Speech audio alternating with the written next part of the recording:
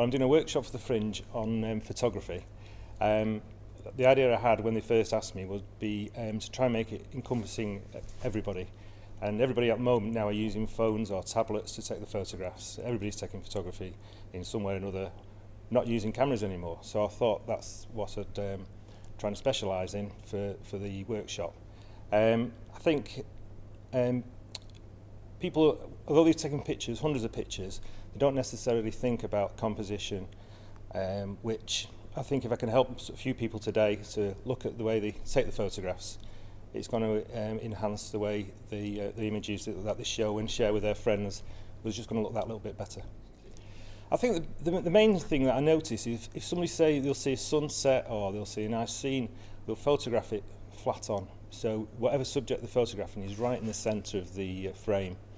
I think to make it a little bit interesting, and this is what I'm going to talk about today, I'm actually going to bring in a thing that people did probably at school in art, is the rule of thirds. So this is where you're looking at maybe an object, but not necessarily having it in the centre, having it into one corner and then having something else balancing it in the other corner. Well, if you think of noughts and crosses when you draw a square, you've got all the different corners and the centre.